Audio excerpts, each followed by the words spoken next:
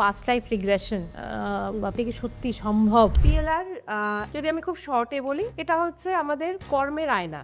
পিএলআরটা কি করার নেসেসিটি আছে, এবং যদি নেসেসিটি থাকে কাদের জন্য বেসিক্যালি দরকার? একজন মেয়ে এসেছিলেন, তার বিয়ে ঠিক হয়ে গেছে, কার্ড ছাপা হয়ে গেছে, বাট ভীষণ টক্সিক। তো বললো আমি বিয়ে করবো কিনা বুঝতে পারছি না, তো আমাকে একটুখানি এটা থেকে আমাকে বিয়ের আগে আমাকে দেখতে হবে, কারণ ডিভোর্স হয়ে যাওয়ার থেকে তো আগে তাকে যদি আমার না হয় আমি তাকে রিলিজ করতে পারবো। এই যে বলে না যে আমি কি খুব পাপ করেছিলাম যেন আমাকে সাফার করতে হচ্ছে, পাপ পূর্ণ বলে না ওরকম আলাদা করে কোনো ডেফিনেশন নেই। এটা একটা বোধ, তিনি একজন সফল ব্যক্তি এবং তাকে দেখতেও যথেষ্ট ভালো, কিন্তু তার কোনো রকম ভাবে রিলেশনশিপ গ্রো করছে না। সেটা যদি সে যেভাবেই যাচ্ছে কেটে যাচ্ছে, সেটা কেন বলছে সেইটা দেখার জন্য এসেছিলেন। বাট সে যখন পাস্ট লাইফে গিয়ে দেখছে সে একজন খুব প্রস্টিটিউট ছিলেন, এবার সে নিজেকে ঘৃণা করা শুরু করে ওই লাইফে, যে আমি তো এটা করিনি। কিন্তু এটা তাকে বুঝতে হবে তুমি অ্যাজ এ উইটনেস গেছো। এরকমও হয় যে কৌতূহল বশত দেখতে আসে, একটু সমস্যা না, তখন তার অ্যাকসেপ্টেন্সের প্রবলেম আসে। যার থার্ড আই ব্লকেজ থাকে সে ভালো ভিজুয়াল করতে পারে না, সে এই লাইফেও সে ডিসিশন নিতে পারে না। আর মানুষ বেশিরভাগ মানুষ ভাবে প্রেডিকশন একেবারে শিল মোহর দিয়ে দাও না, তুমি যদি কর্মই না করো তুমি সেখানে অ্যাক্টিভেট কি করে করবে। কেউ একজন খুব ভালো ডান্সার, সে হতে চাইছে একজন রিনাউন্ড ডান্সার হতে চাইছে, সে